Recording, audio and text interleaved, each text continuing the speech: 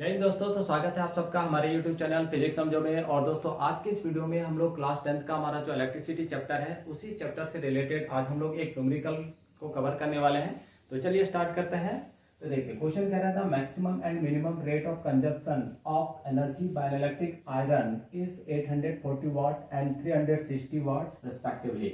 यानी दोस्तों इस क्वेश्चन में कह रहा है कि एक इलेक्ट्रिक आयरन है और वो जो इलेक्ट्रिक आयरन है वो मैक्सिमम कितना पावर कंज्यूम करता है तो 840 वाट, और वो मिनिमम कितना पावर कंज्यूम करता है तो 360 वाट। ठीक है, आगे क्वेश्चन कर रहा है when connected to a voltage source of 220 volt. अब देखिए मैक्सिमम और मिनिमम दोनों ही केस में जो आपका इलेक्ट्रिक आयरन था वो कितने वोल्टेज से जुड़ा हुआ था तो 220 वोल्ट से। ठीक है, आगे क्वेश्चन कह रहा है दोस्तों फाइंड द करंट। क्या निकालना है? करंट निकालना है एंड रेजिस्टेंस, यानी आपको करंट भी कैलकुलेट करना है और रेजिस्टेंस भी कैलकुलेट करना है इन ईच केस, दोनों ही केस में, यानी मैक्सिमम के केस में भी और मिनिमम के केस में। ठीक है, तो मान लेते हैं जो मैक्सिमम वाला केस है उसको केस 1 मान ले रहे हैं और मिनिमम वाला जो केस होगा उसको हम लोग क्या मान लेंगे? केस 2। तो दोनों ही केस में आपको क्या निकालना है? करंट और रेजिस्टेंस। ठीक है, तो सबसे पहले तो जो गिवन टर्म है उसको लिखते हैं। तो पहले हम लोग देखते हैं केस 1। अगर केस 1 के केस में देखें तो आपका पावर कितना गिवन है तो पावर है आपका 840 वाट। ठीक है, और 220 वोल्ट जो है वो दोनों के केस के लिए मिनिमम और मैक्सिमम, तो ये दोनों के लिए कॉमन है। तो V इक्वल टू आपका कितना हो गया? 220 वोल्ट। ठीक है, अब आपको पहला जो क्वेश्चन पार्ट है वो क्या है? करंट का, यानी आपको करंट निकालना है। तो आपको पावर पता है, वोल्टेज पता है। तो दोस्तों आपने जब heating effect of electric current वाला जो टॉपिक पढ़ा होगा तो वहां पे आपने देखा होगा कि हीट के 3 फॉर्मूले है ना, और उसी फॉर्मूला से अगर हम लोग टी को हटा दें तो हमें पावर का क्या होगा? 3 फॉर्मूला मिल जाएगा। ठीक है, तो अगर हम लोग एक फॉर्मूला देखें हीट का H equal to V I T, है ना। अब अगर इसको हम लोग पावर कैलकुलेट करना चाहें तो H अपॉन टी हो जाएगा, यानी V I T upon T. तो यहाँ से टी कैंसिल, यानी पावर का फॉर्मूला क्या आ जाएगा? P equal to V I. तो ये जो फार्मूला है अगर इस फार्मूला को यहाँ पे यूज करें तो हमें क्या मिल जाएगा? करंट। क्यों? क्योंकि देखिए P और V हमें गिवन है तो हमें क्या चाहिए? I चाहिए। ठीक है, तो therefore P equal to V I, तो हमें I चाहिए तो I equal to P upon V।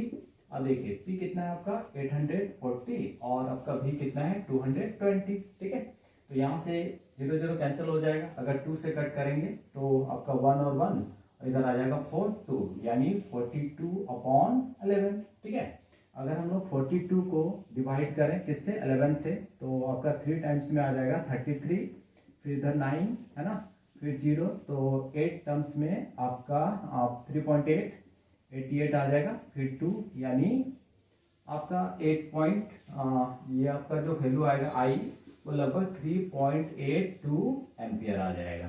ठीक है, ये अब क्या क्या निकल के आ गया? करंट। बट अभी आपको और दूसरा क्या निकालना है? रेजिस्टेंस निकालना है। तो अब रेजिस्टेंस निकालना है तो देखिए आपके पास वोल्टेज भी है, पावर भी है और आई भी है, करंट भी है। तो अगर सिंपल हम लोग ओम्स लॉ अप्लाई कर दें तो हम, क्योंकि हमारे पास भी है और आई है, हमें क्या निकालना है? आर निकालना है। तो ओम्स लॉ अप्लाई करते हैं तो therefore V equal to I R. ठीक है, तो R equal to V upon I, है ना। तो देखिए V आपका कितना है? 220 और I आपका कितना निकल के आ रहा है? 3.82। ठीक, तो इसको डिवाइड करना है तो पॉइंट हटाएंगे, 2 0 आपका आ जाएगा, यानी R इक्वल टू 2200 और यहाँ पे 382। ठीक है, अगर इसको कट करना चाहें तो कट यहाँ से कर सकते हैं। तो देखिए 1, फिर आपका 9, फिर 1 और यहाँ से 1 1 आपका 000। अगर इतने टर्म्स को अगर हम लोग डिवाइड करेंगे दोस्तों तो हम लोग को क्या मिलेगा? 57.59। ठीक है, ये आपका आ जाएगा ओम्स, ये आपका वैल्यू इतना निकल के आएगा। तो फर्स्ट केस में आपका करंट कितना है? 3.82 एम्पियर और रेजिस्टेंस आपका कितना निकल के आएगा? 57.59 ओम। ठीक है, चलिए आप पहले इसको नोट डाउन कीजिए, फिर हम लोग सेकंड केस में देखते हैं। सेकंड यानी मिनिमम का केस देखते हैं और उस केस में हम लोग करंट और रेजिस्टेंस को कैलकुलेट करते हैं। ठीक है, चलिए तो अब हम लोग आगे बढ़ते हैं सेकंड केस में। ठीक है,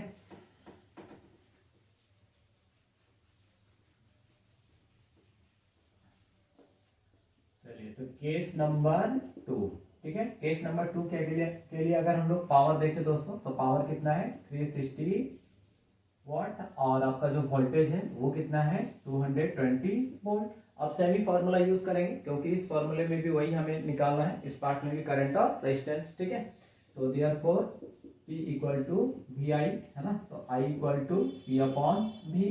तो P आपका है 360 और ये आपका है 220, है ना, ये दोनों कैंसिल हो गया यानी 11, और ये आपका फिर से अगर 2 से कट करेंगे तो 1 और 8 यानी 18 अपॉन 11, ठीक है। तो 18 को डिवाइड करना है किससे, 11 से, तो 1 टाइम्स में आपका 1 आ जाएगा, फिर इधर 7, ठीक है, पॉइंट आपका एक 0 आ जाएगा यानी आपका 6 आ जाएगा, ठीक है।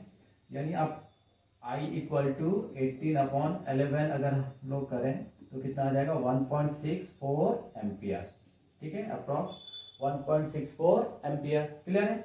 अब नेक्स्ट क्या निकालना है, रेजिस्टेंस निकालना है। तो रेजिस्टेंस निकालना है तो अगेन ओम्स लॉ, तो therefore V equal to I R, तो R इक्वल टू क्या हो जाएगा, V अपॉन I, ठीक है।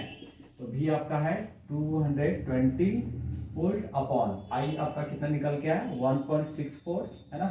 फिर से यहाँ पॉइंट हटाएंगे तो 2 0 पर, तो यहाँ से हम लोग आगे बढ़ते हैं, ठीक है। तो अगर इसको लिखना चाहें 22000 अपॉन 164, तो कट करेंगे तो आपका 8 और 2 आ जाएगा, है ना, इधर 11000, फिर कट कर देंगे तो 4 और 1 2 के टेबल में, और ये आपका हो जाएगा 5, फिर से 5, है ना, और 00 यानी 5500 अपॉन 41। अगर दोस्तों इसको डिवाइड करेंगे तो 134.15 ओम आ जाएगा, ठीक है। ये आपका क्या निकल के आ गया, R, तो R आपका निकल के आ गया 1.34.15, है ना, और आपका I कितना निकल के आ गया 1.64 एम्पियर, ठीक है। तो आई होप दोस्तों आप सबों को ये क्वेश्चन समझ में आया होगा। तो मिलते हैं अगले वीडियो में, तब तक के लिए आप सबों को बहुत बहुत धन्यवाद।